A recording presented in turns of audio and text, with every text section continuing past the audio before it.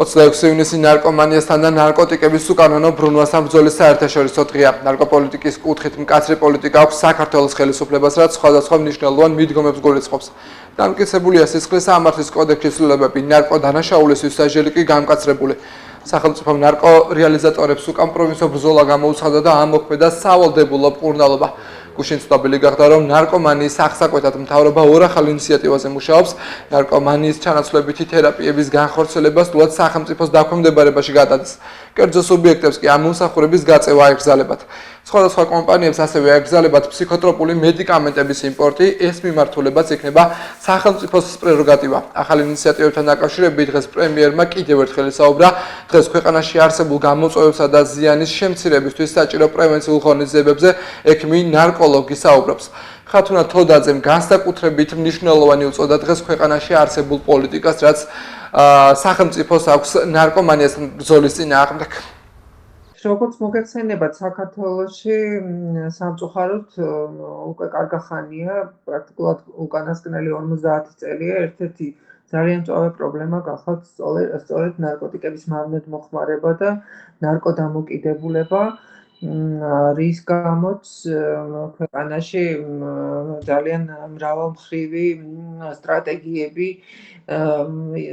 იყო დანერგილი სხვადასხვა პერიოდში. მხოლოდ აკრძალვის მიმართულება ესე ნამდვილად არ მუშაობს.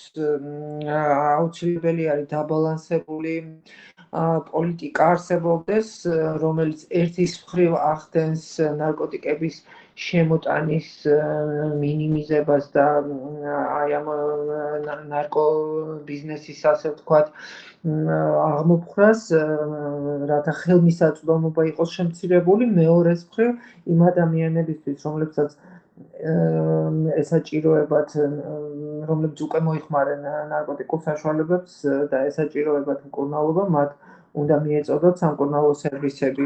საქართველოში 2005 წლიდან არის დანერგილი ჩანაცვლებით თერაპიის პროგრამები, რომელიც განკუთვნილი არის ოპიოიდებს დამოკიდებული ადამიანებისთვის და აი ეს ჩანაცვლებით თერაპიის პროგრამები, რომლებიც ხორციელდება როგორც მეთადონის, ასევე ბუპრენორფინ, ნალოქსონის საშუალებით, მიზნად ისახავს ერთის მხრივ პაციენტების ზიანის შემცირებას და საერთოდ ნარკოტიკების მოხმარების გამოწვეული ზიანის შემცირებას საზოგადოებაში, ასევე აი ამ პაციენტების დეკრიმინალიზაციას, მათ რესოციალიზაციას. 26 ივნისი გახლავთ ნარკოტიკების მოხმარებასთან, მავნედ მოხმარებასთან და ნარკოდანაშაულთან ბრძოლის საერთაშორისო დღე, რომელიც აღინიშნება გაეროს ეგიდით. ყოველ წელიწადს აქვს გარკვეული სლოგანი ამ დღეს და წლევანდელი წლის სლოგანი გახლავთ შეწყვიტეთ ციკლი და შეამცირეთ ნარკოდანაშაული. რაც ძალიან მნიშვნელოვანია და მე ვფიქრობ, რომ ბოლო ხანებში სწორედ ნარკოდანაშაულის მიმართ განხორციელებული ჩვენი სახელმწიფოს მიერ გადადგმული ნაბიჯები ძალიან კარგად ეხმიანება აი ამ სლოგანს, რომელიც წელს აქვს სწორედ აი ნარკოტიკებთან ბრძოლის საერთაშორისო დღეს.